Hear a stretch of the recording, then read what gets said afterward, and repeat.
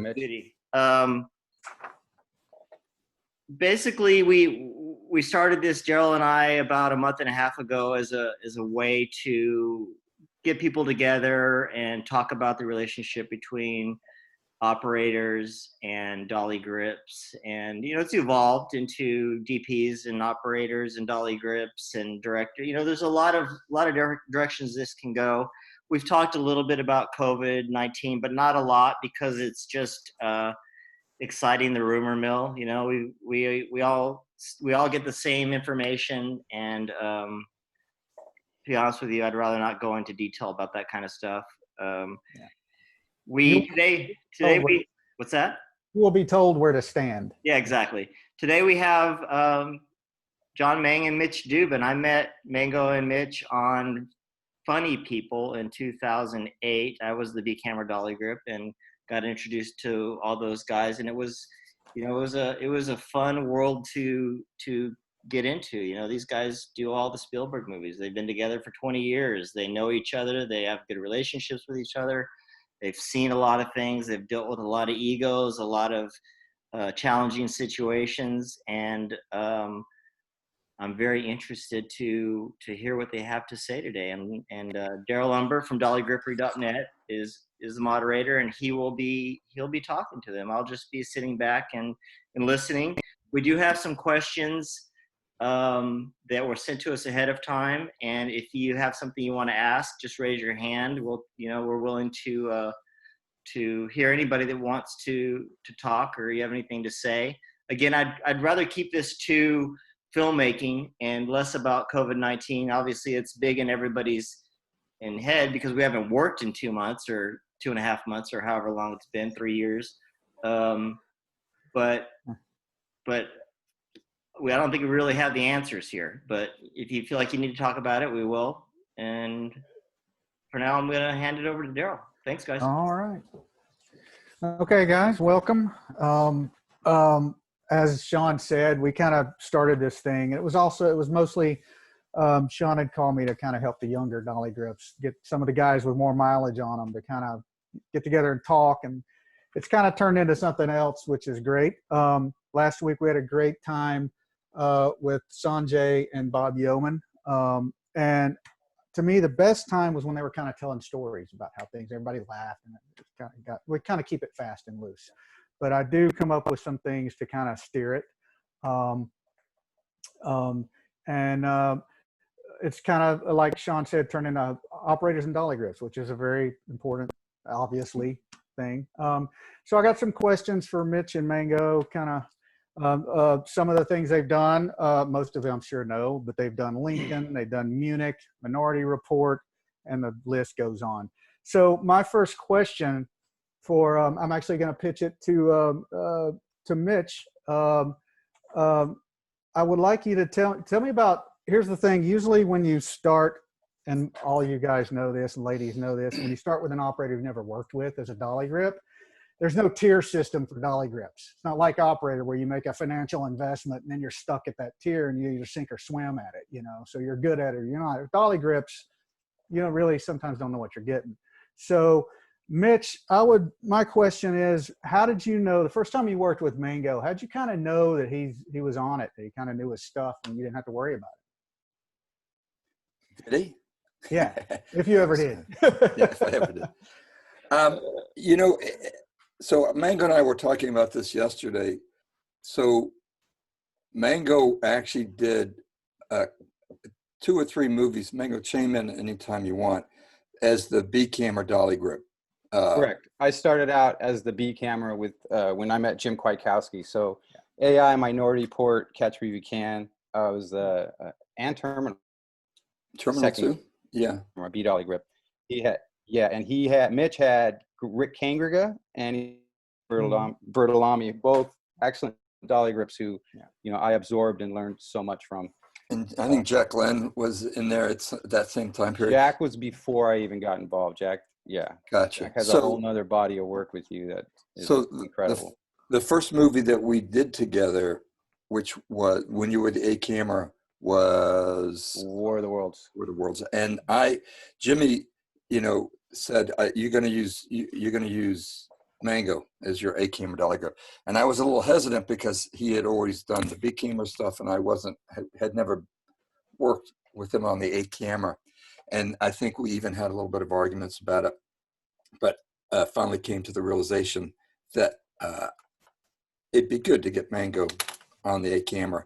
And it was immediately, I mean, I think on day one, I didn't do the New York part of War of the Worlds. So I came in when they finished in New York. And as soon as, day one with Mango on the dolly, I realized that it was great.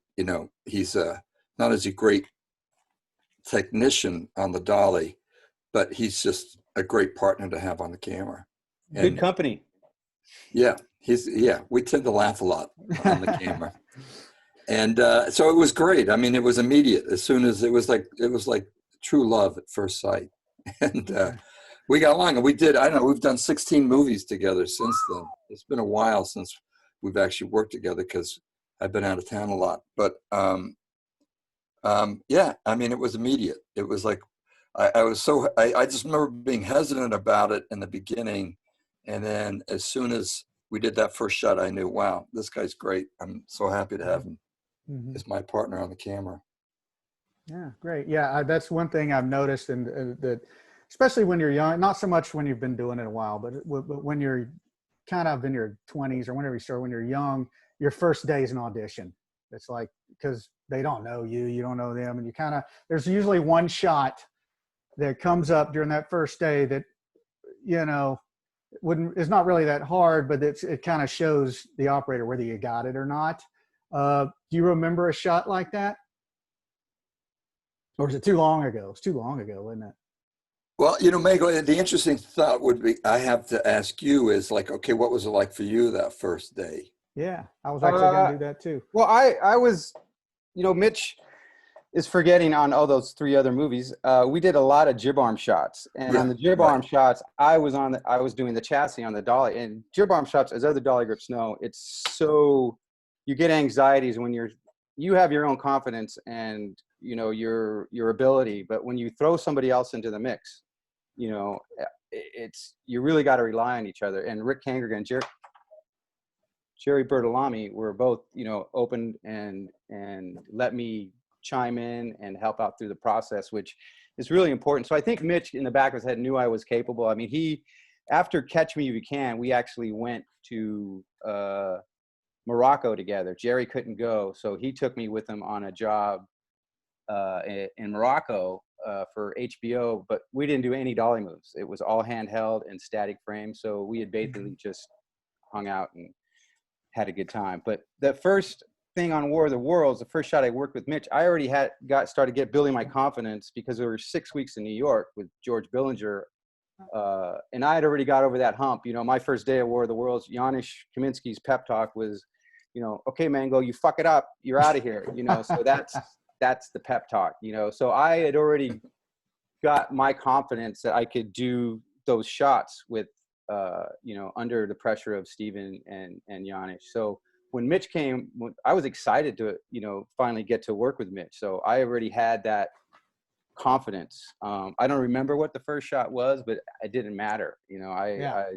Like once you guys all know, I mean, it's when your confidence is there, it's, and you trust your ability, it doesn't, those weird feelings of meeting a new operator are kind of, gone. Connected. Plus I had already spent 4 years, watching him work. So, well, it always helps when you know each other already too. Nothing like it's a total confidence game. Being a camera operator, being a dolly grip, it's all about being confident. And I do say that when Mango was on the dolly with me, I was confident that we could do anything. That we could do anything. There was no shot that we could not do. Which helps. You're not hesitant. Absolutely. I always say we can do anything with this machine given time and physical space and safety. And do you remember? And it can be from Munich. It can be from the last thing you did. A particularly difficult shot that both of you kind of had to put your heads together and say, "Okay, what are we going to do here?" You remember something like that? I think every movie has one of those shots. Mhm. Mitch and I were talking about that yesterday. I think, in fact, Mitch might even have some clips. Yeah. We did a shot on Minority Port that we had like 3 or 4 days to rehearse. And Steven was a little hesitant when I first started wearing AI. He wasn't a big fan of the techno crane, and then once we started using it more, on Minority set, he built an entire set around the techno crane, which was elevated above this big apartment complex. It was on a stage. It was 100 feet of techno track with I don't think it was a 50. We I couldn't think it was a reach out, 30 but foot. yeah, but we can show you. Do you guys want to see any clips? Do you want to see this clip? Absolutely. Because this was Yeah. we actually had 3 days to figure it out. We figured it out, I think, at the end of day 1, and then we just fine tuned it. The drag about this clip you're going to see is that the shot actually starts downstairs of a set, and we pull back to the top floor with these kids. Can you show that, Mitch? Or Yeah, I'm going to show it right now. sorry to put you on the spot. So we can talk over it too. Yeah. Okay. But it was Jerry Bertolami was on the arm. I was on the chassis, and Steve Welch, a name from the past, was on the pickle. And it kind of dove in and out of these 27 warm bodies. You guys see it okay? Spiders Oh, went yeah. Yeah. Let's yeah. do 8. I gotta eat.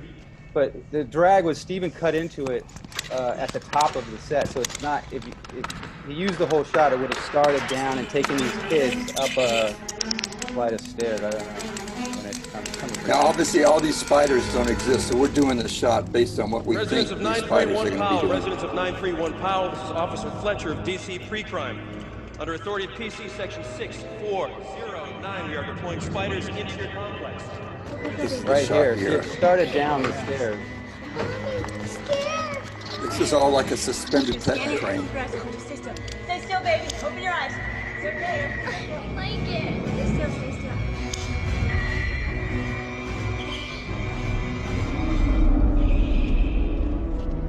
We rehearsed this shot for, I don't know, like a week off and on in between Yeah. setups Yeah.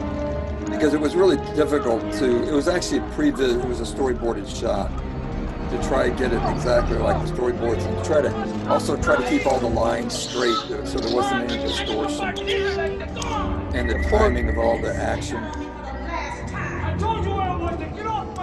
There is no blends. This is all one continuous shot.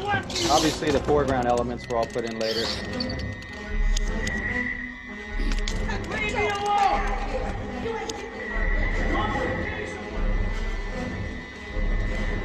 But this is just one linear 100-foot piece of track and that techno crane. And Steven designed this whole shot around the length and reach and capabilities of the techno crane.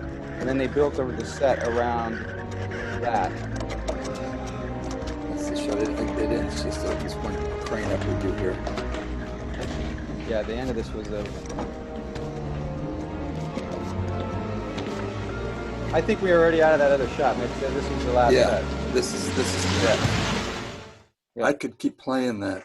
The whole movie, it really works great. But that was really, a lot of time to rehearse it. We kind of got it dialed in at the end of the first day of what the moves were. It's just fine tuning it and working with the actors. There were, it was one of those shots that there were a lot of people involved. I mean, it's a true collaborative effort. I mean, I don't know how many, 2 people on the chassis. Me and Fronta on the chassis, I think. Yeah, 2 people on the arm, the pickle, and there was a safety officers up there. We were all tied into the scaffold, to the rigging, and we like I said, we rehearsed it. We would, in between setups on other stages, we'd run over and try to get some rehearsals in, and then on the day that we shot it, Steven's afraid of heights, so he wouldn't come up top with us.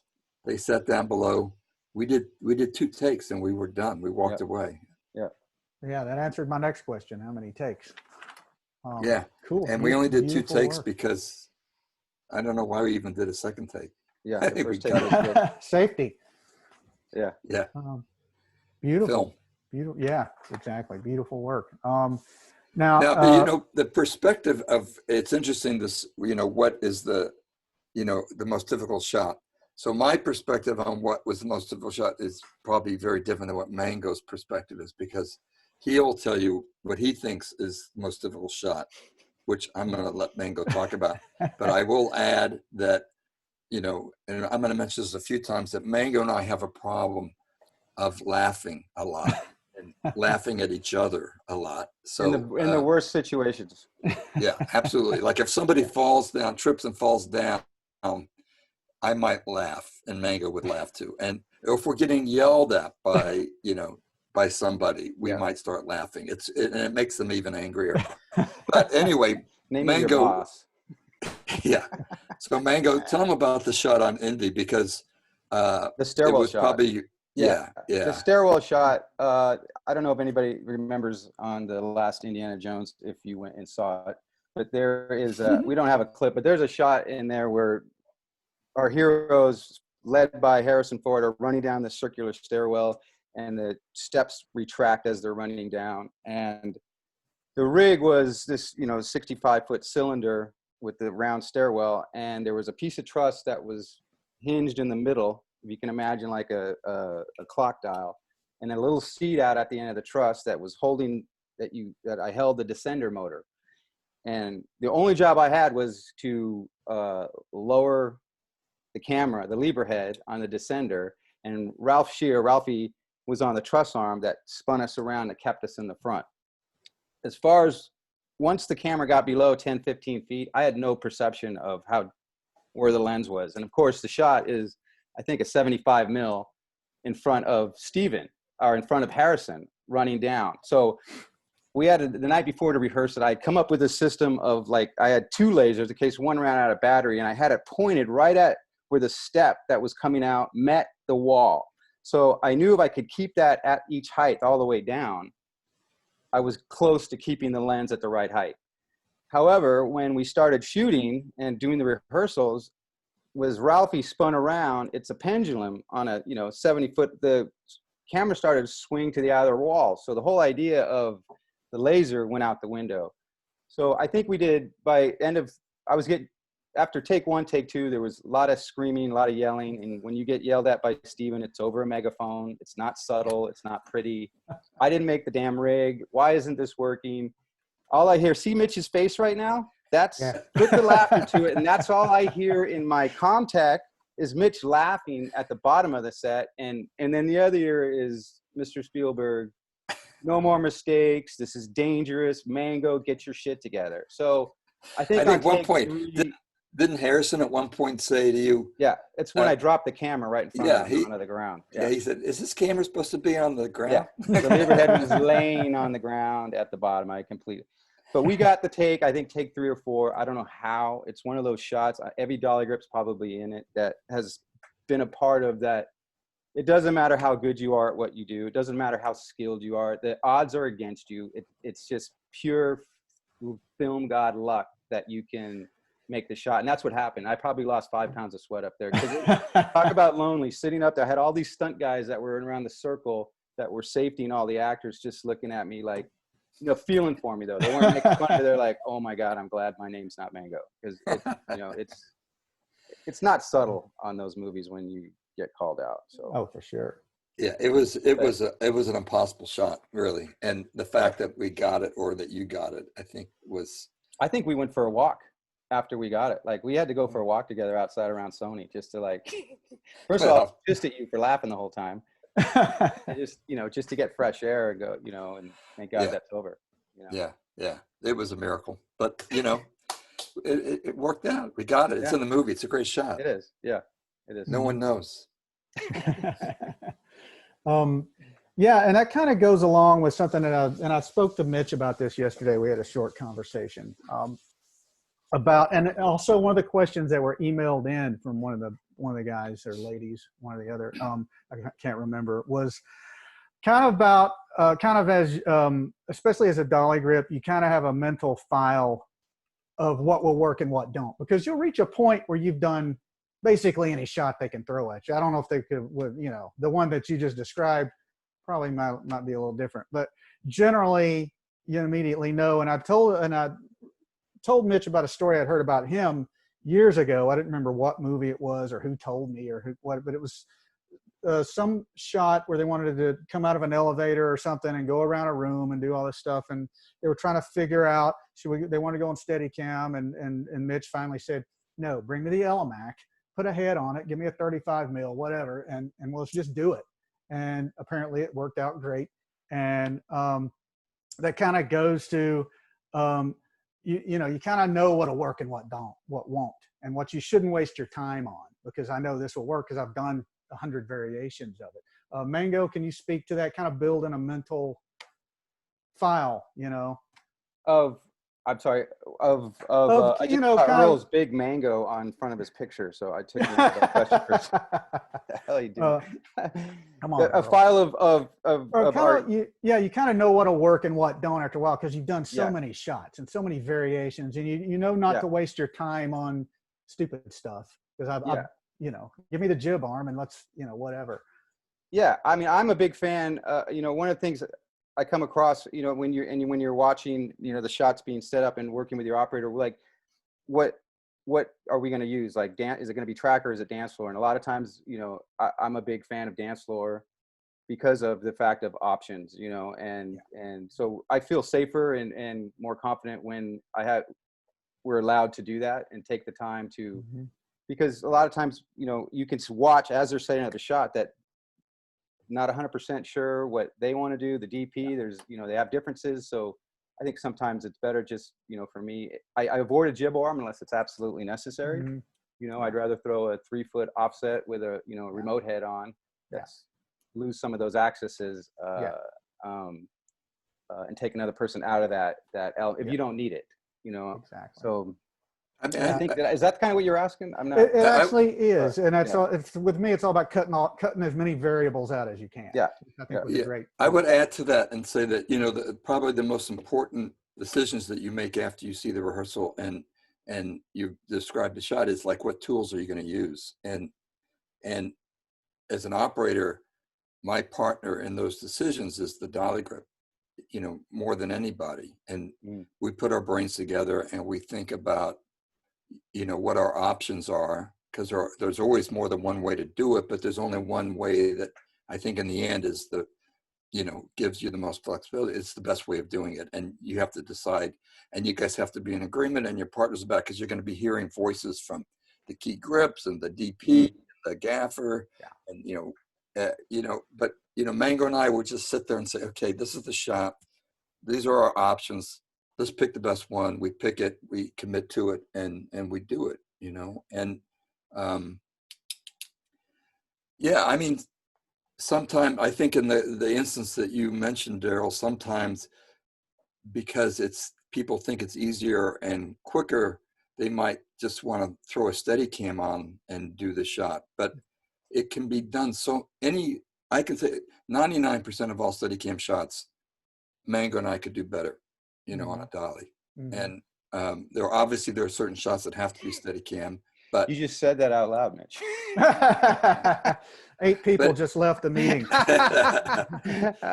No, but it's true. We used to talk about that. Yeah, you're right. I mean, there are certain shots that have to be Steadicam. There's no way you could do it any other way. But there's so many shots that can be done on a dolly or crane or whatever. If you have the right equipment and the right people, you can do it. And I think it's better in a way. I'm not criticizing Steadicam operators. I'm just saying that. Oh, of course not. That and you guys all know it's frustrating when you see it. I mean, Bill Wynn, you've seen the Steadicam shot that wish like, why aren't we on the dolly for this? Billy hates that. But I wanted to add something else to what Mitch said.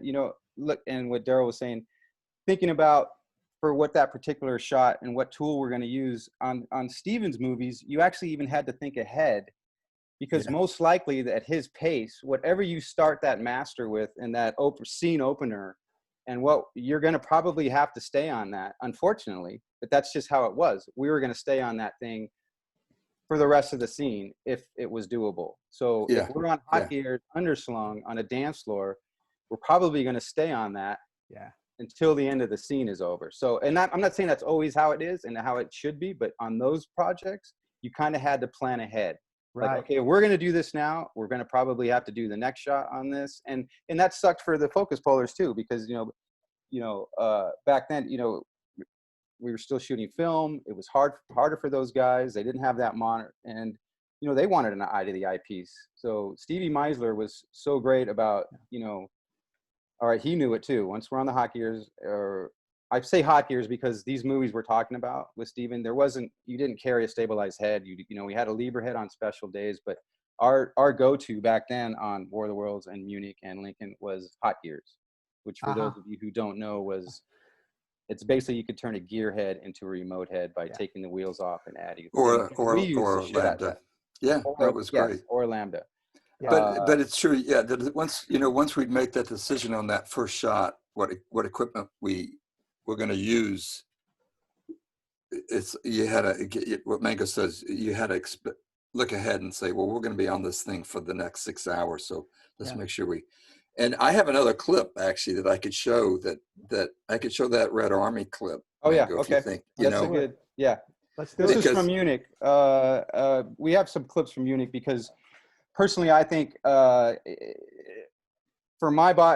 stuff I've done in my career and working with Mitch, Munich is a culminate. I mean, it's some of our best work. We did a lot of great shots. A lot of them were off the cuff. We didn't have days to rehearse. Steven would show up on the set and just create these, great storytelling shots. And this one that Mitch is going to show is a good example of, we showed up.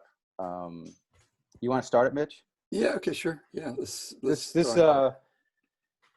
shot is when our hero in Avener in Munich is going to meet with the Red Army faction.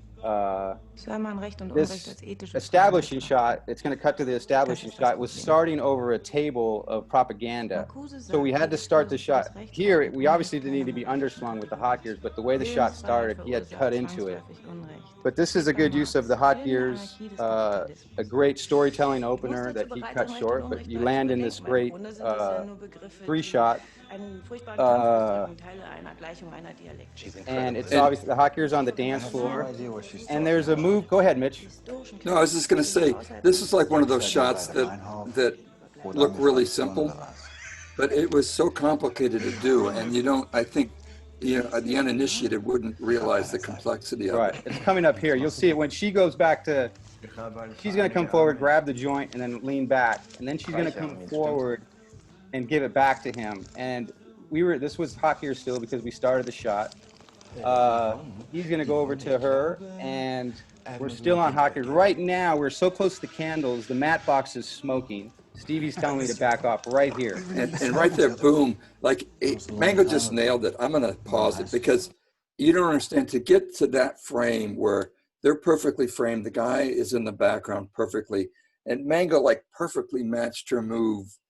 And I'm in another room on the wheels, and I have to intuitively understand when Mango is going to stop, so that it's not, so the chassis and the pan of the camera stop. Yeah. All right. And it was perfect. And after the shot was done, Mango and I both, looked at each other and said, man, we nailed it. It was good. Yeah. I mean, to start a move at dance floor and then land over to taking him over to her.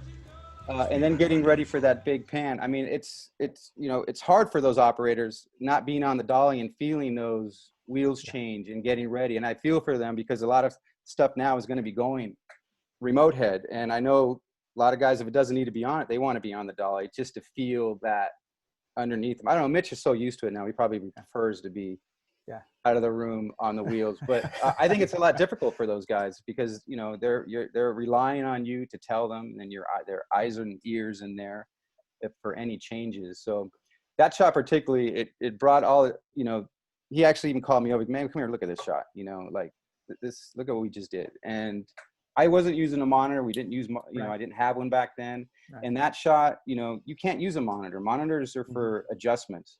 You have to go a shot like that when you want to start with somebody and end with somebody and get somebody in between. You just have to go with them. If you're looking at a monitor, it's too late.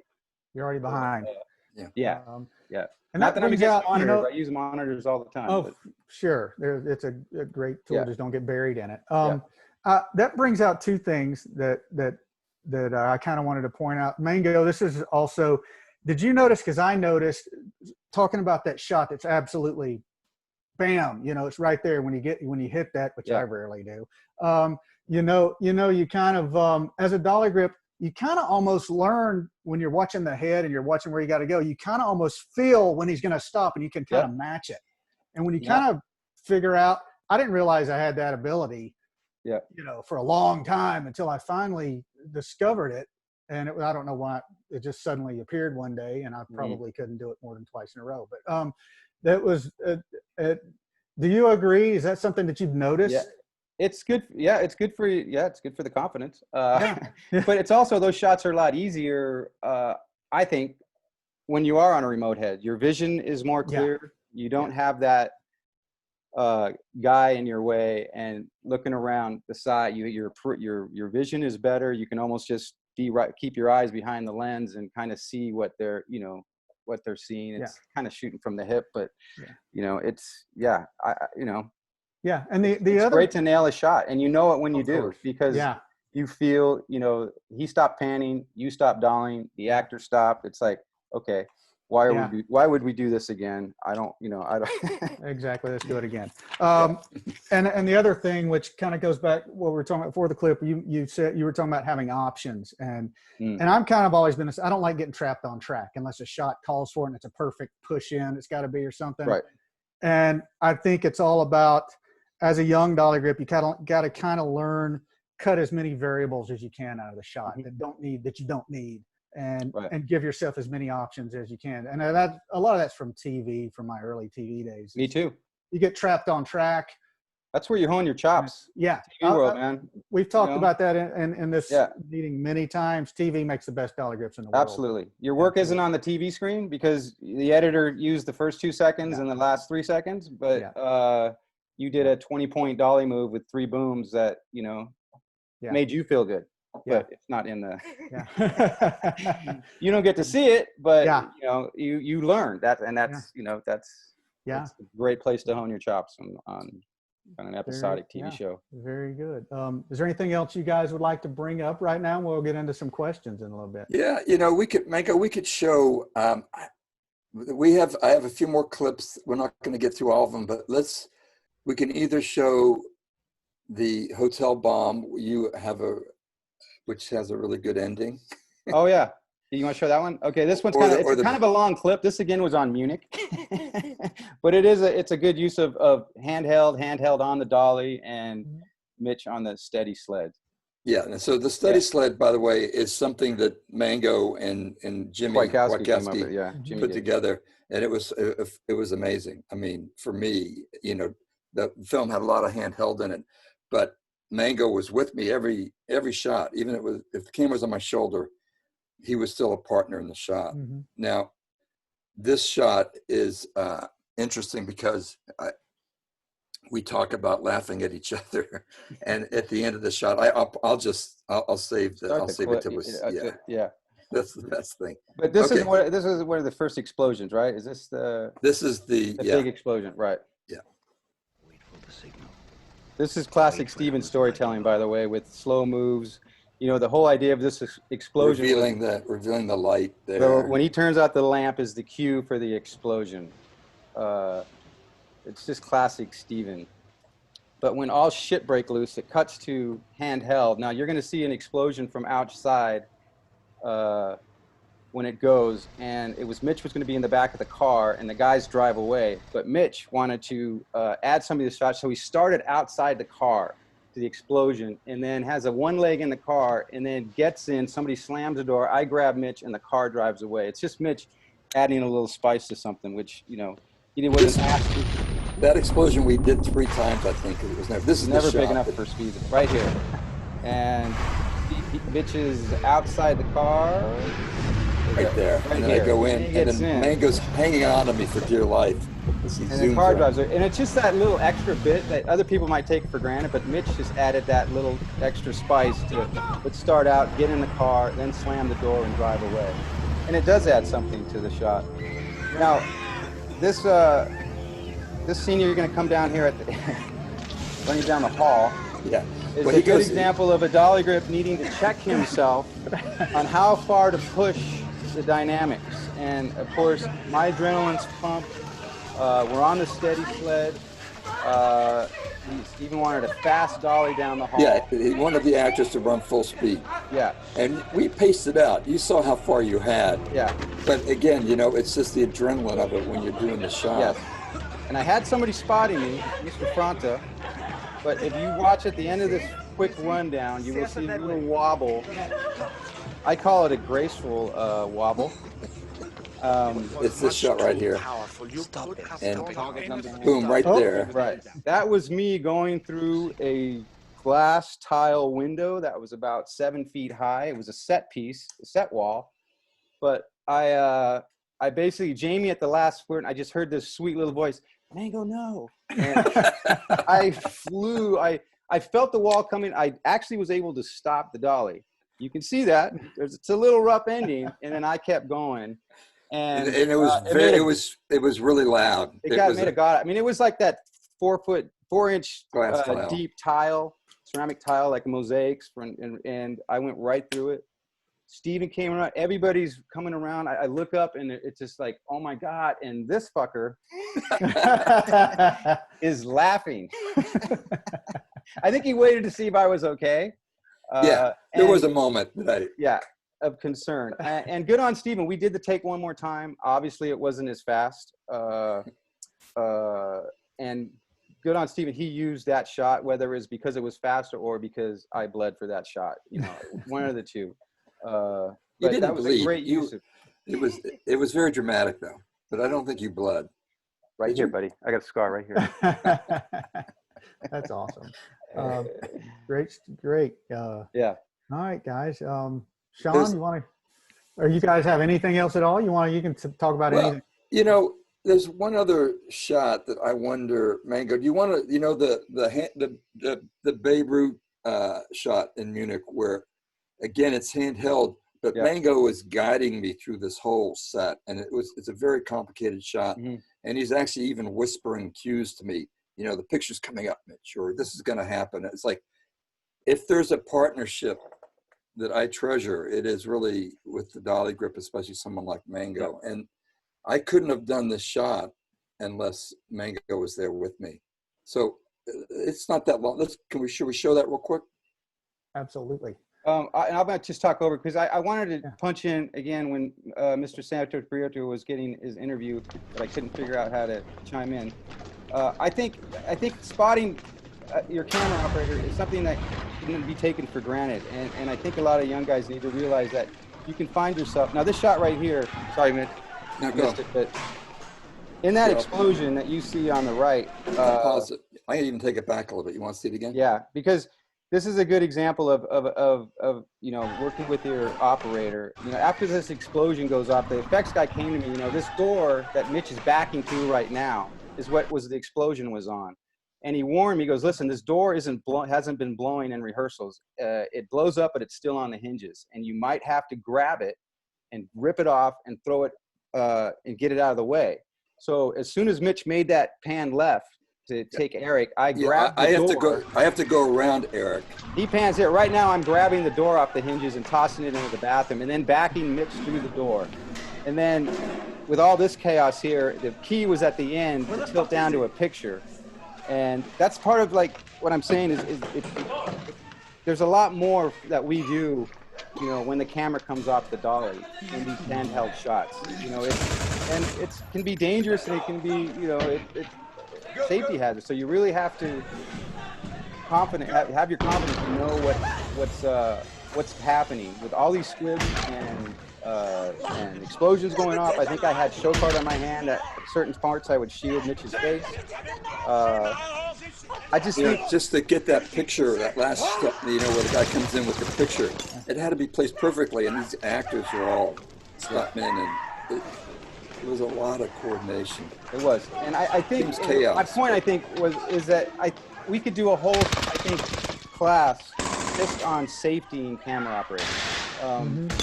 It's never should be taken for granted. I don't care if you're backing down a ramp following ducks. You know, I mean, it's like you're the eyes and ears of that camera guy. Whether you're following them into a burning building or pulling them out of the way of cars, like it can never be taken. And I'm talking to the young guys out there. I'm obviously every vet has been in a situation that I know Jacqueline has. I mean, I know you have to be ready for anything. You can't have your camera out taking, you know, videos while you're spotting somebody of the stunt. I mean, it's serious shit, and you won't know until you have a close call. You know, I mean, I've had 3 of my closest calls were all on Bad Boys 2, and anybody that's done a Michael Bay movie will tell us that. Brad Ray, I know you've been in many situations on Michael Bay shows where it's you know, it's, you got to pay attention because somebody. Well, I mean, Mango, you actually on Munich, you saved my life. I mean, I would be not Yeah, here. but we if it talked wasn't about for- not talking about this story. We went over No, this. you got to tell it now. No, I don't have the clip for it, but I will tell it because it's important. You know, if we're talking about safety, is that there was a shot in Munich. Again, you know, if you look at the shot, it doesn't look. It's not that dramatic, but no, and that's usually the case. yeah, exactly. And I'm following a news commentator. This is again Munich, and it's about the events at the Olympics. And he steps out onto the road, and I have to step out with him to clear him over the shoulder of the other actor he's talking to. And he stepped out a little far, which made me step out a little further. Just as I stepped out, there was a huge tank, a real tank, a real tank, Fucking tank. and Mango saw it. I don't see it because it's behind me, and he grabs me and he pulls me the other way, and the tank actually nicked my foot. And I mean, I was milliseconds from being run over by this tank because they couldn't. It was see me horrifying. either. It was Yeah. horrifying. And the reason what happened is it was a good example of it's nobody's fault. It was just the last shot of the night. It was, let's get this. It was 2:00 in the morning. It was hundreds of people. And this stunt guy who was a little overhyped, you know, I told him he knew what we were doing, but once the cameras rolled, he just told everybody out of the street to keep them back from the tanks that were rolling. These were armored personnel carriers, track vehicles. And he grabbed me to stop me from, you know, like he's trying to keep me from going in. And it was ugly. Mitch is alive, but it was. But it was actually, the thing was is that because Stephen was on the other side of the street and he was in his sort of pissy mood because it was a night shot, that they had no idea what had happened, and it was it became this like emotional event. I mean, it was very emotional. I mean, like we actually, with me and Mango, I have and nightmares Steve sometimes. Meisler, we actually cried afterwards because it was so tense, Yeah. and it was such a release. It was horrible. It's a little bit embarrassing to say, but we Yeah. did. I mean, it was very emotional. Yeah. And the fact that nobody recognized it except for the 3 of us Right. made it Yeah. even more potent. And the Yeah. stunt guy who got a little talking to. Yeah, I mean, that's Yeah. again, that's something, and thank you, Mango and Mitch, for bringing this up. Handheld safety in your operator handheld is something that, again, like you said, we rarely think. We always going to talk about the fancy crane moves swooping around, but Yeah. No, that is I a think our huge job part gets of it. harder. I think our job becomes harder when it comes off the dolly because we have to have more shit to make the operator comfortable. We have to. We're there on and off the shoulder. I mean, some guys don't do that. I'm a believer in camera support. As Mhm. grips, we're camera support. As dolly grips, we hang with the camera. I mean, it's, and I think our job, we have to even punch in a little more when we go handheld because, you know, there's a guy that is counting on you. And For sure. God forbid if it's a simple shot and the guy walks backward and trips, who are they looking at? Who are they looking at? They know It's about not it on the that other they- side of the country before they call Yeah. cut usually. What was he doing? Yeah. How did he fall down? Yeah, You know, we he all may not know. even- yeah. Anytime I hear about an operator getting hurt or getting, the first thing I think is where was the dolly grip or who, you know, and Right. I wasn't there. Exactly. So I don't know exactly the circumstance, but unfortunately that immediately goes right into my head, you know? 'Cause, Right. um, It's like when I compare it to when you have back when we had cables and we were doing like 100-foot track move and you had somebody wrangle a cable and they brought 4-day PA in that says, here, keep this cable out from under this guy so he doesn't fall. You know, it should never be taken for granted. I mean, Right. I always had to have to say, don't underestimate the importance of your job right now. And that's what I mean to young dolly grips. If you're handheld, don't underestimate the importance. You are still responsible for that guy. And if he goes down, you're an idiot, whether it's your fault or not, you know, and it does happen. and Absolutely. it's Absolutely. part of the Yeah, it's part yeah. of the game. Keep your head on a swivel. Cool. Well, thank you for that, Cliff, also. Anything else you guys want to get into or bring out? Can I while we're bring up sitting here? something? Absolutely. Well, first of all, I absolutely love the last part of that conversation because I could not agree with you more that our job is with our operator. And I've seen it debated a lot over the last few years, but when you build that trust with your operator, they know who they can count on. The operator can't always be looking at what's going on, and what you just, I don't need to reiterate what you just said, but I agree with that wholeheartedly. Yeah. I think we could do a whole class on spotting. Yeah, you probably should. The meeting, the SOC webinar that had Jim McConkey and Jake Fountain is what inspired that, because Jake talked a lot about hopping on and off cars, the Steadicam, and doing stuff. And the two of them were talking just like the two of you are, camaraderie and trust and knowing that your back is covered. And, to be a successful dolly grip, you have to be patient. You have to be willing to sit there at camera all the time, paying attention, not wandering off, and be involved in it. And that's basically all it is. But I do appreciate that. There's one more thing I wanted to ask, if that's okay. You're talking about, you've talked a lot about designing shots, and I've seen the both of you do that, where you go back and forth. I remember a shot in particular, a Technocrane shot in the backyard of this huge mansion in Malibu on Funny People, where the two of you and Jim Kwiatkowski, who I think is here, would go back and talk about it and turn out to be a great shot. But we're kind of entered a phase of filmmaking where we do things more on the fly, like with the Ronin. I know you have a Ronin, Mitch, on the dolly, and I see it. I've done it more. I know everybody else has. How do you feel about that and that filmmaking style of now getting yourself on a platform that's stabilized and rolling around and sort of making it up as you go along?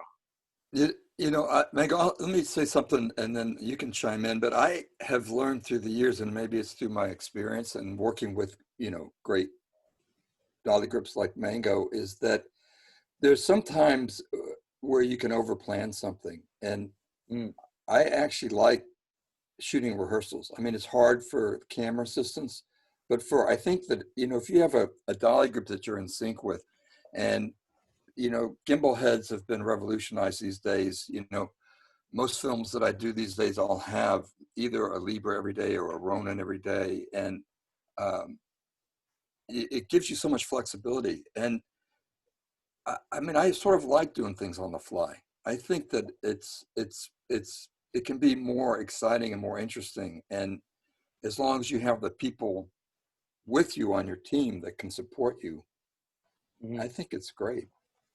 What do you think, Mango? I don't mind the new. I mean, it's kind of the direction I think for people to say is where we're headed right now. I don't mind the remote head on stabilized head on the dolly and rolling around. And like you say, I mean, it takes the mechanicalness out of it, and it becomes more organic and finding stuff. And I think the actors, if you're talking about shooting rehearsals, I think, it's the actors sometimes give their best performance early on. So we were trained that way anyway, because Stephen would make, we would, Stephen said, okay, he would say, okay, let's do a rehearsal. And I could time it. If the rehearsal didn't happen in 60 seconds, then he would say, okay, come on, we're just going to shoot it. And that would be it, and we were always shooting the rehearsals. And like those shots, that shot in Beirut that, when they're going through that, whatever it was, that apartment building, that was a rehearsal. We didn't, we shot that as a rehearsal. Anyway. Now, and this also kind of brings up something Sean and I had talked about a while back, even long before this. Sean and I were having a discussion, and he was telling me about a job he was doing. It was a remote head, and he ended up being, and I had the same experience on the job I was on when all this happened. He was almost the first AD, and I was, as you almost have more responsibility because it's you and a boom operator and a remote head and an actor. And I'm kind of going, okay, to some extra, okay, I need you to take a step left, and you need to come in camera right, and that kind of stuff. Mango, do you find that to be more the case now? Yeah, like I said, I don't mind that. I don't mind it either. I did a TV series a couple years ago called Homecoming that we lived with an Oculus on a dolly, and just basic, we had a set that was dollyable floors, which, when you're on a studio, that they take the time and do that for you on a set and make the floors where you can just pretty much roll anywhere you want. Oh, what's that Make like? thresholds, remove it, which is great. I don't mind that. Yeah. I think it's great. Yeah. Yeah, I actually like it too. I prefer it. I mean, I miss doing those, big dance floor, shots that Steven would set up, because it was always fun to watch and be a part of. Yeah. But I don't mind, just. So it's kind of fun not knowing what's going to happen. And Yeah. on a crane, it's almost less fun because on a dolly, it's kind of, okay, boom up, okay, back out. You know what I mean? It's kind of, Yeah. I think our responsibility's actually gone up, as most Yeah. people would probably agree with this new kind of stuff we're doing. Yeah. Sean, you got something else? Yeah, I do. We were talking about, because we used to use like a Talon or Lambda or Hot Gears, where it's just a head on the dolly. So being in sync with the operator and the dolly grip is very important. Is it less so now with like a Ronin, where there's a backpan compensator? Is there more freedom to make mistakes? I think, I don't think so. I mean, even if you have backpan compensation on a stable, I said, if the dolly stops and you're still panning, you see it, or vice versa. I see it at least. And so I think that part of the craft of being in sync with the dolly grip, that doesn't change. Doesn't matter what the tools are. The craft is still the same. The artistry of it. It can go wrong though. I got another story. Can I tell you another story? Yeah, absolutely. That's This is why a we're perfect here. example when the communication goes down. All right. This happened to Mitch and I on Lincoln, and after working years together, and I saw It's this. me laughing again. I saw this because the movie was on. I flipped it and I actually saw the scene again. I'm like, oh my God, I forgot about that. And I called Mitch. There's a scene in Lincoln. Lincoln, was towards the end of our, I think it was my last Spielberg movie. It was a lot of dolly work. Steven's sets are organized chaos. I mean, once the shot's set, it's every man for themselves. And this particular shot, Steven set up. It was in the president's war room with the long table. He's sitting at the head. He has all his cabinet member lined up. And, Steven's, it's early on in the movie, and, Steven's got the lens, and he's, all right, I want to start over the table here, and I want to dolly left, and I want to come behind the heads, and I want to dolly all the way down behind the heads, and then come up into, a tight profile of the president. So, we got the shot, okay, and go, Mitch, all right, man, what are you going to do? It's like, okay, we're going to start at the table. All right, hot gears, underslung, I'm going to lay some dance floor. He's like, okay, good. I'm going to the truck to have a cigar. Call me if you need anything. So, which is rude, but, anyway, Jimmy comes up. What are you doing? All right, we're laying some dance floor. He goes, just do the whole side of the room. Okay, we're doing the whole side of the room, dance floor, blah, blah, blah. All right, get ready, practice, see if there's any bumps, nothing, okay. And then on that movie, when the president came to the set, you shot. There was no rehearsing. Yes, Daniel Day-Lewis It was specified Daniel it. Day-Lewis, yeah, sorry. That's what we had to call him on the set. But when Daniel came to set, it was time to shoot no matter what. So, the shots that Mitch comes back, Mango, we good? Yep. It's like, a 7-page, one of his long 7-page monologues. So, all right, we're roll camera. We're sitting there. I'm ready. I'm like, let's go, man. And Adam's rolling camera, and then I hear Mitch. He says, Mango, over the headset. And I go, yeah. He goes, do you know when to start dollying? And I said, no. Did he tell you? He goes, no. And then I say, okay, fuck it, I'm going. And I start this slow drift to the left, and I hear Mitch go, no, wait, what? So I almost slow down to a complete stop. And then, in those microseconds, you're sinking, shit's going, do I cut now? Do I fuck? And I'm like, fuck you, I'm going. And then I start to dolly again, nice slow dolly, down the back of the heads, get right up 3 inches profile in the president, and cut, great, next shot, and Steven comes running in. Okay, I want to start down at the end of the jib arm, all the way down the table. And I'm like, shit. And I'm running around for Mitch. He goes, Mitch, like, did you see that? Like, we had that full on pause, right at the beginning of the shot. And I go, We he look goes, back. well, what do you want to do? And I look, I go, well, do you want to say something? And he goes, Mitch, being the experienced professional operator, says, okay, Mango, you go tell him the shot's no good. And then on those movies, you realize you're going to take a bullet. It doesn't matter whose fault it is. You are going to get yelled at. Like I said, it comes over the megaphone. It's not subtle. So you decide, I'm not saying, I'm not going to say anything. So we let it go. But that shot is in the movie because, like Steve, you know, he picks up right where your master stops. So right. You can watch that scene. It's early on, and you'll see a slow, and it almost comes to a complete stop, and then it goes again. But if you drown out Daniel Day-Lewis's dialogue and listen to Mitch and I, fuck you, what? No, I mean, it's it's pretty hysterical now, but it's a good example of make sure, you know, don't ever take anything for granted. No matter how long you've been working together, things get overlooked. Now that brings up a question for me. You know, you work with some directors who really don't notice anything. You can do something like that and pause and then go again. They won't even notice. Does Steven generally notice everything? And was that just something he missed, or you have to tell him sometimes? I don't know. It was my last Spielberg movie. So I had a shot on Lost World. It was the first movie I had done with Steven, and it was I think it was with Jack Glenn. I don't know if Jack's in here. I see Jack. Yeah, Jack Jack's right here. And it was a really long tracking shot on the back lot over at Universal. And we did two takes. And in the second take, there was a really big bump in the dolly because I think the wedges had settled. And my first move with Steven, I immediately get off and Steven says, great, we're moving on. And I run over to him. I said, Steven, we got to do another one. There was a big bump in the dolly. And he looks at me, he said, we're moving on. It's in the movie. And that was it. And it was, but you don't notice it. I mean, we're a lot more absolutely particular than most audiences. Right. And, once you're into the movie and the music and the dialogue and everything else, it's in there. There's a big bump in that dolly shot and it's in the movie, but you never see it. I guarantee you'll never see it. No, but with Steven, he sees everything, but he just doesn't care as much. Well, it's not that he doesn't Or care. he knows what to let go and what. Yeah, he keeps it in I think perspective. so, yeah. Because ultimately the performances are what's most important. Cool. All right, Sean, you got something? No, if you'd like to do some of the questions, I have some extra ones and that we can add at the end. But if you wanted to address what you wanted to address, then go right ahead. I got one from that's really interesting from Danny Eckler, who was my B camera dolly grip for a little while. He's an operator now.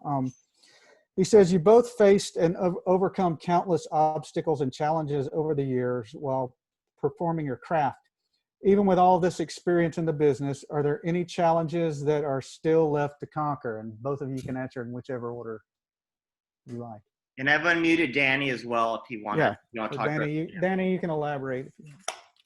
Hey guys, yeah, in particular, like you guys have faced a lot of challenges, and like the question said, but more in particular, what do you encounter that's still a challenge? I mean, what is it that's still like gets at you, gets in your way, maybe for a setup, or maybe just in general in the business? I don't know. Mitch, I'll take that first. I'll go first. Because I think for me, I just. I look forward to any challenge. I don't have something thought up in my head. I get excited when I see the director and the DP talking about a shot that's going to be difficult and involved. But you can't, I'm up for anything still. I mean, I don't know, to think of one particular, like using a piece of equipment or anything like that. It's nothing like that. But I look forward to going to work every day, hoping for the opportunity to do something interesting and, challenge myself. So I can't pinpoint it, but I'm game right now, man. Whatever. Go ahead, Mitch. No, I was going to say, the thing is that every show's different. The scripts, the personalities, the actors, and so every show presents its own set of challenges. And like Mango says, it's like the challenges is what keeps us motivated. I just did. Well, not just, but it was last summer, I did West Side Story with Steven, and I had never done a musical before. I had never done a musical. I thought you were saying you're muted, but, and that was a huge challenge. I didn't realize that musicals are so different than regular narrative films, and whole new set of rules. And I might say that that was probably the hardest movie I've ever done, was doing West Side Story. But it was a blast. I mean, I had a great time doing it, and I learned all sorts of new things. But every day I show up on the set with like expecting to be challenged in ways I'd never done it before. I show up on set expecting to get fired before lunch. But excellent. Danny, did that answer your question? Oh yeah, of course. Yeah, it's just you know, I'm just starting out operating, coming from dolly gripping for a while. Mango, I don't know if you remember, we did John Adams, but Oh, you did? yeah. What were you doing there? I was gripping. Yeah, we were. Oh. I was just the third on that, and it was just Oh, I was shit. surrounded by great people. You know, Billy Mack was down there. Yeah. So it was just Yeah. one of those shows. I got inspired by you to to become a dolly grip, and so Mhm. I'm just starting out. I have challenges now, and I'm wondering when are these challenges going to leave. But I guess you're right. It keeps coming, and you just Well, embrace it. you just bumped it up to operator? I did that- maybe like oh, 4 years good. ago. Mhm. Oh, that's awesome. I think right. that's the challenge for me. Like I've been Maddie Lee Batik and some other DPs will throw me on a camera. I love that. I mean, I still love pushing dolly, but to me that gets my stomach curling again, and gets the blood flowing again, getting behind the camera. Because it is, the best job on set, next to our job. But that's, I like that. That's exciting. Are you in the SOC, by the way? I'm not Mitch. However, you could be Sponsor. I know I should. You can be an associate member because it's good for young operators, because we'll have workshops and Yes. things like this that it's a good way to learn. But the challenges that you're feeling now, you're going to really look forward to them, those challenges later in your career. Yeah, good. Okay. I look forward. I'm available, Danny. And he's one of the good ones, Mitch. Um, Oh, trying. We're he trying. is. You Thanks, know, guys. you need to get a haircut. Trip Pear has a question, actually a couple. Mango, are you a flat stock guy? And I think Yep. I know Jim. I Yep. know Kwiatkowski. I've used Since some- Minority Report, Tommy West introduced us, the great Tommy West, to flat stock, and I have not stopped using it since. I mean, I still have crater wedges. You need wedges. You're on a hill, wedges. Yeah. You got to have wedges Yeah. sometimes. Yeah. But if I'm leveling track, especially because, I use bucks a lot, Mhm. laying dance floor, and you need to have flat stock. So, yeah. Can you Yeah. explain Yeah. bucks to us real quick? What's that? Can you explain bucks to us? Yeah. Bucks are we call them bucks. They're tracking frames. People have different names for them, but it's basically a 4x. You have the same shapes as you do of your dance floor cuts: 4x8s, 4x4s, 2x8s, and it's basically an aluminum structure that you can level like a subfloor anywhere. You can drop a dance floor on a slab of gravel, or on the beach, or off curbs. It's a great system to have. Especially if you're a fan of dance floor, because it can, again, like Mitch said, it can take the Steadicam out of a certain wraparound. If you're outside and those slow wraparounds on a Steadicam and it's windy, you can drop a dance floor right there and do it on a dolly. It's, Mhm. like Mitch said, it can. Yeah, before the aluminums, Steadicam we guys, used to, but I think a camera on a dolly outside doing, those slow wraps can be a little better. But yeah, before the guy had the aluminum, we piss somebody off. used to spend a day making them out of 2x6s. yeah, exactly. the good old days. Yeah. Hammer Trip had another question. A lot of dolly grips, and this kind of goes to your process for track laying. They don't put an eyeball and look down it after it's on the track they lay. Do you like looking down the track before rolling down it? Just put down and see what. I level it that way. I know I'm going to upset Jack and Len probably and Moose, but I only use a level to go left and right. It doesn't matter unless there's I usually go with a grade just to save time and keep with the boys. If you can get away with it, sometimes you can. But if you're doing a profile shot on a hill, you don't really want to be level anyway. I mean, I have my own reasons, but I eyeball whenever I lay a track, and then use the level to go left to right. Right. But that's just me. Yeah. I find it easier to level a long run by looking down it as opposed to leveling them. Okay. And this is going to cover the monitors come up in every meeting we do, but I don't know who's here and who wasn't. And what's your best advice to young grips wanting to be dolly grips, and how monitors can help them or break them?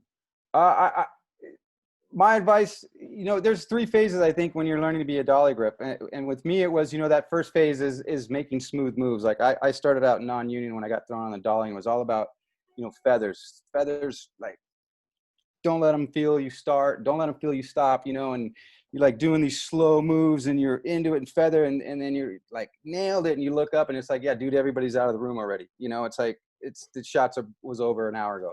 So once you get past your smooth it and you realize it's about timing is a huge part of our job, you know, knowing when, where, how, you know, it's when the actors are moving. I mean, timing becomes the bigger picture. And then when you start getting your confidence and realizing you got those things down, I think the biggest thing is understand what the shot is. I mean, Mitch told me a long time ago that, you know, that's the most important thing. If you don't know what you're being asked to do, I mean, it's easy for you. You didn't get the rehearsal. You come in, your key grip says we're laying a dolly track. Camera's going to start here. The guy walks, you're going to end down here. You got to understand what the whole spectrum of the shot is, what the director's trying to achieve and what the DP is trying to achieve, because that allows you, if anything changes, which it always does in the middle of a shot, you know, it's being expected of you to achieve that. So maybe if things don't go right, you can fix it and you're not just going to that mark. And I think, and that's having that relationship with the operator, because you can talk about it. Like I've said to Mitch, I don't understand, why are we booming up here? You know, because you know, you're on a wide lens and you're pushing in on an established shot, and then the car drives in and you want to add this little boom just to accommodate something. It's like, you know, and then Mitch will say, well, don't take the boom out of it, you know, which I think some of us have felt that before. Why are we doing this little rise for, you know, whatever reason it does, if it's not necessary? So let's take that out. So understand, I think, what's being asked of you in the shot. And that helps with what piece of equipment. Maybe you want to change the dolly track to a dance floor, just in case, you know, be ready for that change. So I think the best thing is understand what is being asked of you. And does that make sense? I mean, I know it's just a broad spectrum, but there's one thing to just be told what to do. Yeah, And one thing to understand why you're doing it. And then you can make changes and add your own little nuances if you understand that, and how you can make it better. I know that's a lot for you young guys right now to understand. Yeah. But no, I've done the same thing. I've asked the question, tell me what you're looking for, because I don't know why I'm doing this, and it'll help me. Right. You know, Jacob Nevsky and Mitch. Can I add one thing about the monitor? Absolutely, Mitch. Because I love it when dolly grips have monitors. I'm not a big fan of sliders, as I'm sure people know that have worked with me. I would much rather have a dolly grip, you know, on a dolly with a monitor, and that we can collaborate together, you know, finding the right frames. And yeah, I'm all for having dolly grips use monitors. I think it's great. I missed that part. Yeah, I have a monitor, but I use it more now than before. But you don't get sucked up into your monitor. It's easy to.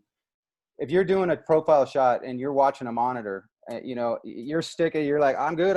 He's still in the frame. But that's because your operator, you're supposed to be 3/4 frontal and now profile, and your operator's yelling at you, what? He's in the frame. Like, you watch where, you know, I think you can't get sucked into just using the monitor. It's guys to when you land, if you miss your over, if you're in tight lenses and you're trying to keep the over, I think it really helps. But don't get sucked into your monitor. Yeah, you get lost in that. It's good to have there for other people looking over your shoulder. Sometimes the director wants to come up and look over during the take. I mean, it's great to have a monitor. I use it all the time, but do not get sucked into it, because you will. It will bite you, and it usually screws your operator. So it will. And Mitch, this next question, Mitch, don't let me leave you out. If you have something to say, please speak up. And this one, you can, of course, chime in. As Jacob Nevsky says, as a young grip, I find whenever I get the opportunity to be on dolly and smaller moves are happening, the operator chooses to Flintstone. What does that mean? That's he's moving it. You know, take the brakes off, and you have. He's got take the brakes off and let me do it. You know, basically a big slider. Flintstone even asked that I take my hands off the dolly. I guess my question is how you may have dealt with this situation in the past. Yeah, don't get offended. I mean, it's a trust thing. I think that's my guess. If you're new working with them, you know, I'm sure Danny, a new operator, you know, when you started out, you know, it's like a you don't have that trust of your dolly grip yet to keep that, and you want the ability to shift things because it's all, all eyes are on you. You don't have, maybe you're not 100% confident yet and you're operating, and I'm just using that as an example. Mitch likes it when I do the adjustments. He doesn't, he prefers it not having a slider or putting his foot on the ground and doing it himself. I think it's probably a confidence and a trust thing that, and you just have to work through that. Like, don't let it bother you. Don't take it personal. Just say, yep, no problem. I'm here for you if you need me, Okay. That's my advice. I mean, it's easy to get your ego and your feelings hurt with stuff like that in the beginning. Yeah. I remember guys used to turn around and boom up. It's like, I'm right here, man. But that's how they work. You have to know your operator. Like, I still have different operators I work with that do different things. Scott Sakamoto likes to level his own head. Scott Sakamoto likes to help me level track. Mitch, not so much. But Mitch is having a cigar. You got all operate. Some guys need a little more dolly parts, and it's all, they're all different, and you just gotta know your operator and don't take it personal and stuff like that. Excellent. Scott, there's operators that still do that with me. Like, just take the brakes off, and I'm like, cool, I'm right here if you need me. Sean, Roberto Schaefer is trying to ask you a question. Do you know how to get to Roberto? I'm gonna unmute Roberto real quick. Yeah. Hi, Roberto. I did Term Life with you years ago. So Roberto, there you go. Hey. Yeah. Well, I actually had two questions. I posted them in chat because I didn't know how it was working. First, I was just asking a question, asking if anybody's ever worked with Guy Micheletti's dolly track, the Dragon Grip dolly track, which I find invaluable. Not enough people have it here in the States because it's so expensive, I guess. But I guess you're familiar with it. I see, Mango, you're shaking your head. I bought some. You did? Good. Okay. You're hired, Mango. I was gonna say actually the question wasn't really the question. It was just my one pet peeve is with keys or dolly grips or anybody who we say we're going to put a dolly down and then they won't wait for you to get a finder and a lens and show where it's going to start and where it's going to stop, because I'm usually working with primes. I'm not working with zooms. I don't want to have a slider on the dolly, and I want to have precise start and stop points. I don't understand what we just want to get a jump on it. Why people, 3 inches can change the framing of your shot. Thank you. I've never heard it. I've never heard it. I prefer it. I hate it when they tell you just lay the track. Start right here, and they didn't put up a finder. That bugs the shit out of me. I mean, I would prefer, I don't know who. Maybe it comes from working in very distant locations where the crews are not very trained. I don't know. Yeah. Because also super low budgets. Yeah, I always use a finder. It's a critical piece of equipment. Yeah. And I like Guy Micheletti's track, by the way, Roberto. I bought some, and the reason I did is because we did a shot at the this last movie I was working on. We did a shot at the Orpheum down that center aisle. Yeah. Everybody shot the Orpheum, and we were able to start way at the back, at the height as you come in the doors, and put it on a dolly with a 15 and go all the way down that aisle. Up to the stage, and there was no other way to do it except with that track, because we had to spread it all the way out to the edges, build a platform dolly, and James Coffin, our best boy, rigged this whole arbor system, and we wouldn't have been able to do it without that track. And that you way don't need spreaders. You can spread it out and set it at different lengths, and we blended it into the row, just to the bottom of the rows of the seats, and you can have the talent walk down the middle of the track without tripping or seeing anything. It's brilliant stuff. Anybody who hasn't used it, I heavily suggest looking. I was hesitant because I didn't buy any more stuff, but I did buy. Well, now we know. I would wait until December before buying anything at this point. Yeah, too late. Yeah. Thanks, Roberto. Sure. Thanks. All right, Sean, you got something here? Yes, I do. This is from actually Bill. You've had your hand up for a while. Let's get to Bill real quick.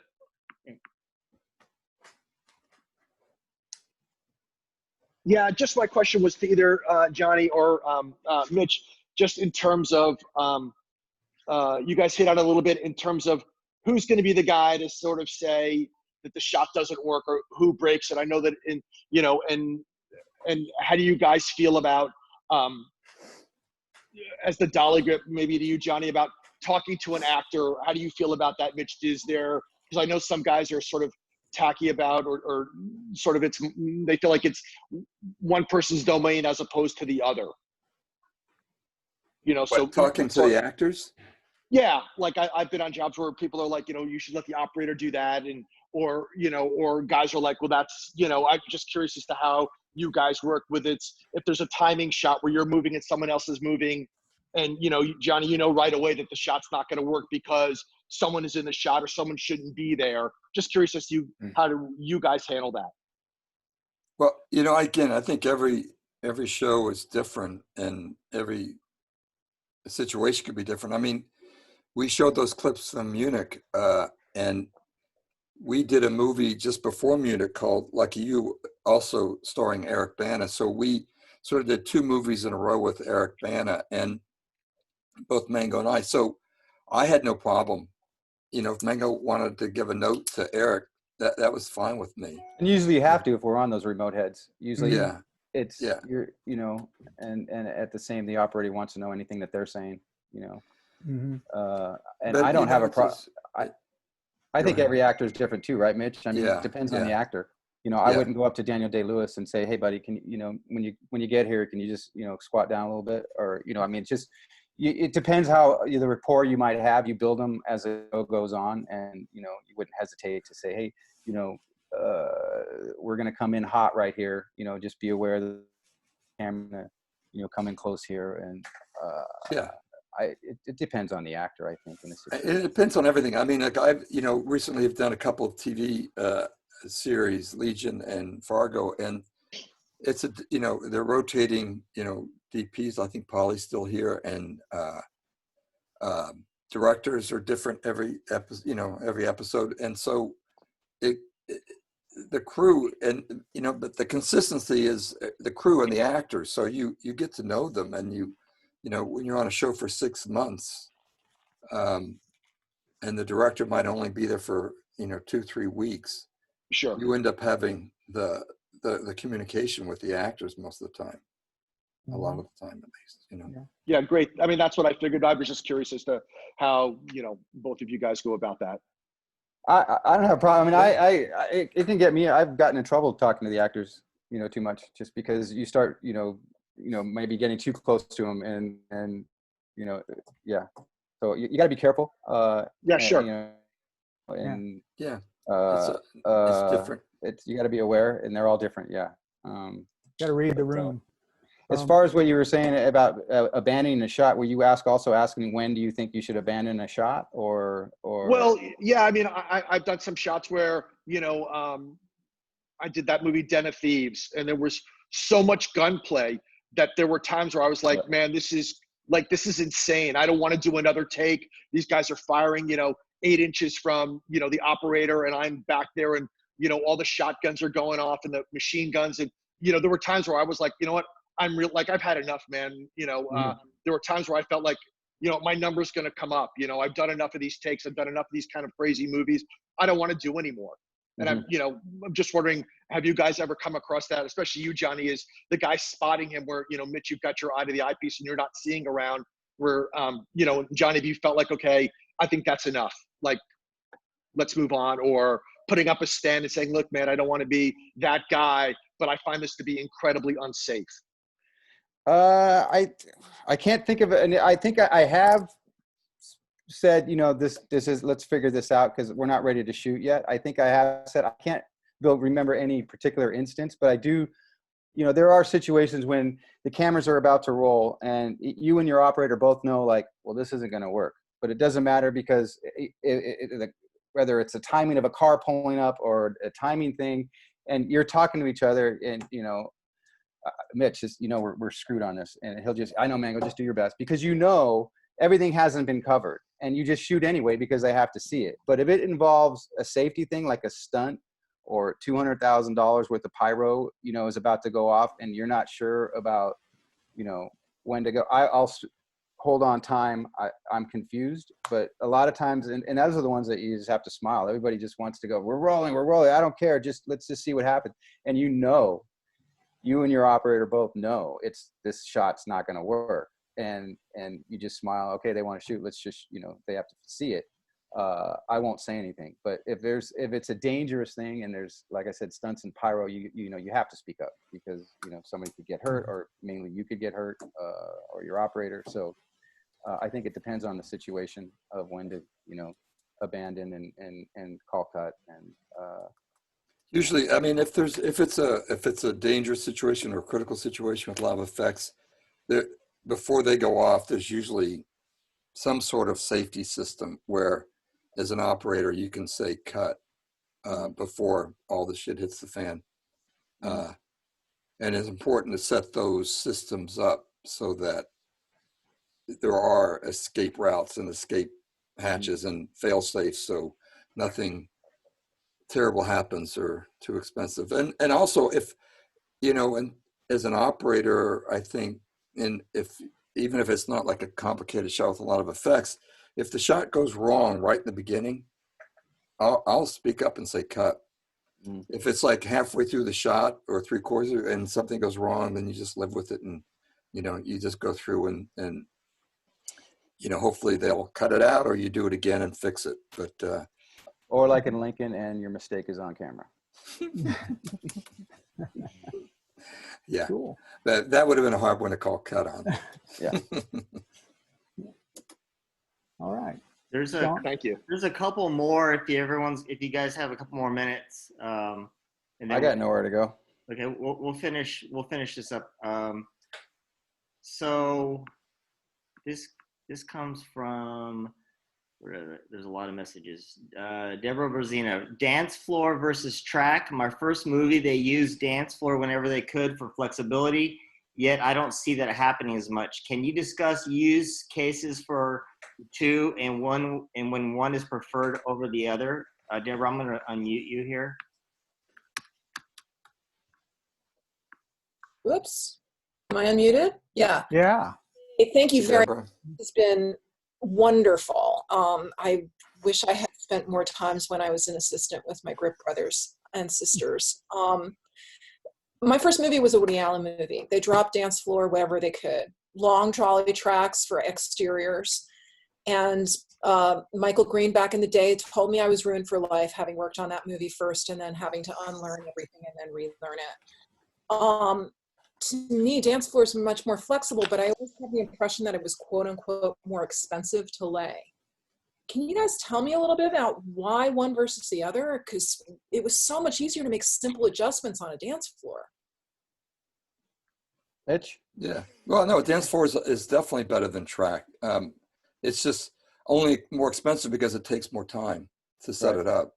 It's just a time. A little bit element. more time. Yeah.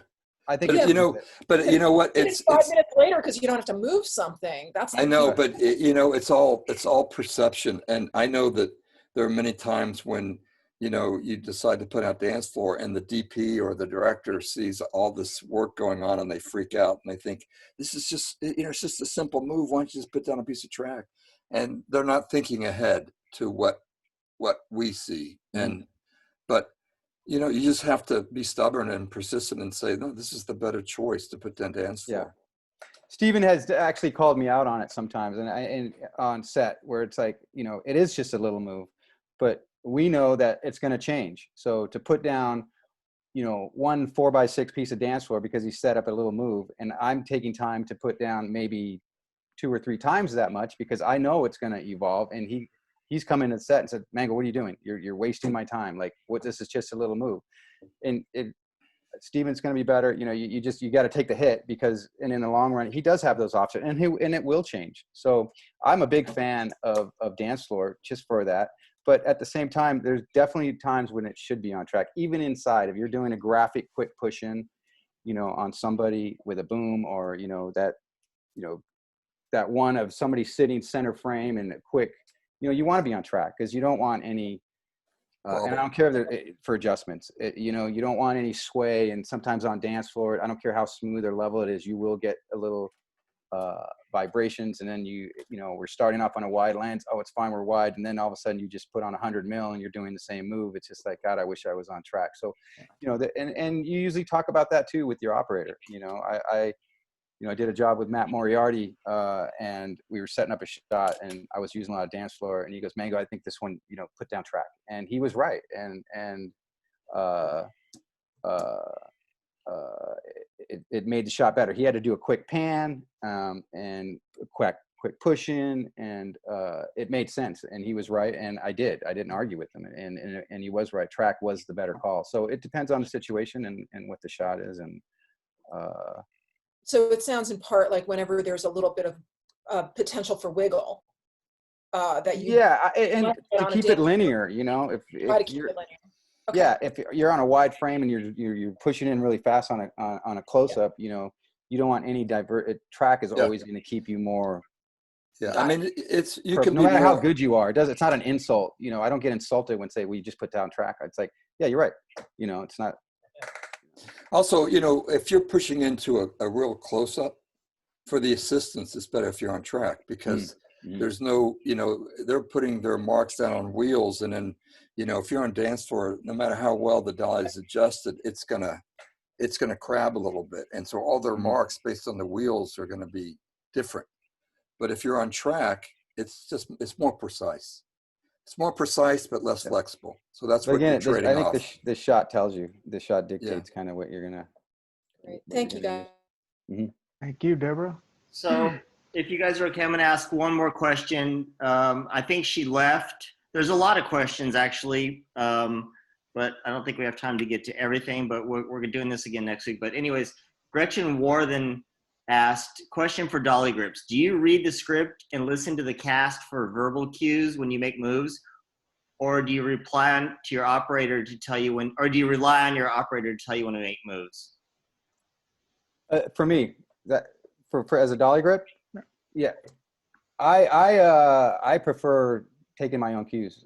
I think if you're waiting for a cue, you just lost that half a second and you're prepared. I mean, if I know if I'm going on a cue and I can even be, you know, watching an actor's foot or watching, you know, the words coming out, you're in that position getting ready to take off.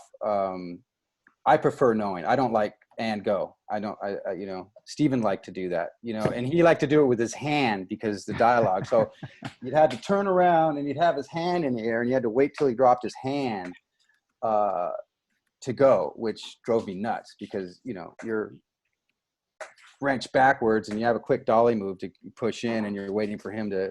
So and then after take one, usually you figure out when to go on your own. But I don't like getting cued. I like to know what the dialogue, when the move is, and on what line. Yeah, I mean, I agree. I mean, I prefer to have the dolly grip because yes, the dolly grip. I don't know if Gretchen's still here, but they definitely should read the script. I mean, you read the script, you read the slides every day when you go on the set. We know that there's dialogue-based moves, and the dolly grip should be able to take his own cue. The only time that it would be different, I think, is if it's some emotional response from the actor that's in the eyes that really only I can see. Exactly. Yeah. You know, and then I would give Mango a cue based on an emotional action from an actor. But you know, other than that, it's all, again, it's about trust. You know, you work with people that you respect and trust, and they, you know, we take care of each other, and there's no reason why Mango can't make his own cues to make the moves. And then it's his fault if it's wrong. Exactly. That's the key right there, guys. They just want somebody to blame. Yeah. I know I said that was the last one, but Curtis has his hand up, so we're going to get him really quick, and then we'll thank you for your patience. I appreciate it. So Curtis, go ahead and unmute yourself. What was your question? Am I unmuted? Hey, you're there. Hey, first of all, thank you guys for doing this. This is wonderful. I look forward to it every week. One quick question about the dance floor. You guys, as Mitch mentioned, the dolly tends to drift a little bit and walk around on you and stuff like that. Are there any preferred methods to fixing that when you're doing your dance floor moves? Thank you again, guys. I think every dolly drifts. I think if you're doing multiple, if you have a big dance floor shot and you have multiple positions, you know, no matter how good your dolly is, if you're in crab and, you know, the angle might be off as you're heading to your next mark, it's going to drift. So, I don't have any It's- tricks. Maybe the other guys do. It's just, it is what it is. Hope, you know how much that start at 2 and back out to 1, and whatever your dolly drifted to, put marks down, and that's your new number 1. Sometimes that works. And always when you go back to 1, you reset to those marks. So Yeah. the drift is more predictable. But yeah, I The think drift it's won't just- bother the operator. You know, they're not seeing it. It's just more about, you know, if it screws up your, I mean, God knows I'm all over the place on dance floor sometimes. And, you know, but think of ACs or you know, they don't care as much anymore as they used to because of the digital and their monitors. And you work with a guy like Serge and you know, Mark Spad. I mean, they just, you know, you got freedom. I apologize afterwards. I'm sorry, man. I'm all, you know, because you don't know, you know, we talked about that earlier, of just winging it and freestyle and you know, it's a good way to shoot, but usually the guy that gets screwed the most is your focus puller. And sometimes I apologize in advance. Sometimes, you know, when if the dolly drifts too much, you end up having, as an operator, you got a back pan. You know, if the dolly is drifting too much, which is a pain in the ass. Yeah. So Yeah.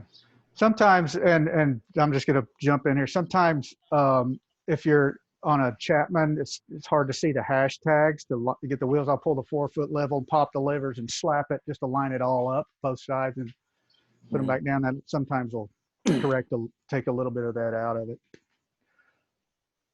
Hey, Cool. thanks, guys. I appreciate that. Yeah. Thanks, Jeffy. In my experience, the Fisher dollies drift less than the Chapman dollies, but you know, I'm sure everyone has their own opinion. Do you have anything else you want to add, Daryl? No, I think you guys covered a lot. Thank you very much. You guys are rock stars. Thanks you. for watching our clips.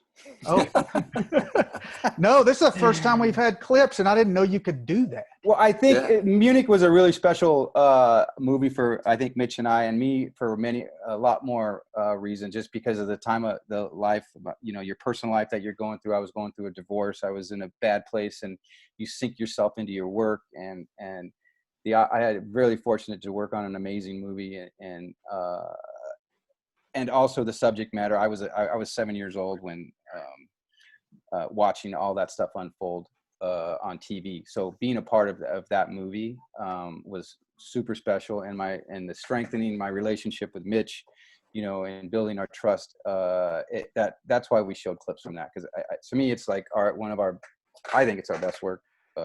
Yeah, I agree. Best, you know, and for many reasons. Very good. So that's why we showed some of those. I want to thank Mitch for introducing me to the concept of clips. I think we'll do that a lot more. It honestly never occurred to me. That's a great idea, Sean. Sean's like the producer in that he doesn't pay either. So he kind of lines stuff up and does all the logistics, and because I couldn't do it. Thank you, Sean. Mitch and Matt and I did a pre-meeting to get it all sorted out. I had to be taught as well.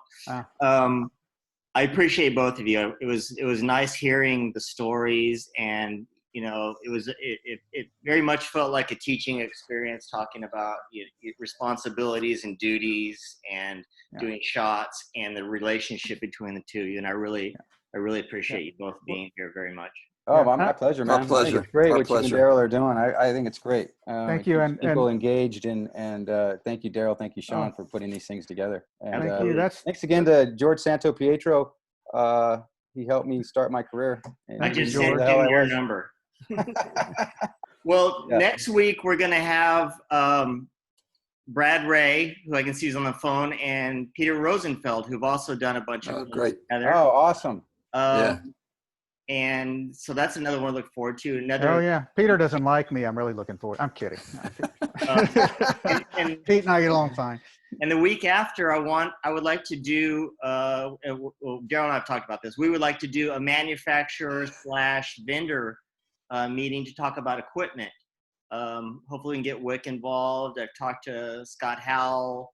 I'd love to get somebody from Chapman. I haven't quite sorted that out yet. And maybe Chris Hobbs can help us with Panther. There's several different things. You know, I'd like to talk about the Dragon Track. I've never used it. I haven't either. And Jim Kwiatkowski messaged me that he has 140 feet of it as well. So if anybody's in LA and wants to try it out, Mango and Jim both have some of it. I don't know where else it rents, but maybe we can talk about that later as well. But thank you. More shit to put on the truck. That's right. Is it 20-foot lengths or They're what 20-foot sections. Yeah. And it's really well precision stuff. So you don't want to just throw it in. You know what I mean? It's Ray Garcia has my track right now, or it's sitting on his truck, and I've never even seen my dolly track yet. I bought it and went right on a job with Ray. So, it's one of those, it's more equipment that you got to store, but I think it's worth it. It's an operator's, but those 20-foot sections, to be able to just drop down with no spreaders, and it's great. It's like track with Luma beams built right in. It is. It is. Excellent. Well, thank you very much, guys. And Thank you, gentlemen. Thanks very much for the Hey, invitation. thanks, Brad, Ray, and Jack Glenn. You guys were my mentors. Yes, I learned a absolutely. lot watching you guys grow up. Thank you. Every dolly group I've ever worked with that's on this conversation. Thank you. Thanks, Mitch, and thanks both of you. Literally, this is one place you can talk and to the best in the world. Where'd you get that? Manny got it for me, man. He gave it to me at the awards. Okay. Those will be on sale. See you guys. On sale in the lobby. Thanks, buddy. The great stocking stuffer. See ya. Thanks, Mango. We'll talk to you guys later. Thanks, Mango. Thanks, Bye-bye. Mitch. Bye. All right, everybody. Thank you so much for coming. We'll see you hopefully next week. Everybody take care of yourself out there. Hey, Craig Bauer. Good to see you, buddy. All right, guys. I'm out. Thank you. thank you. I'm going to end the meeting. Thanks, guys.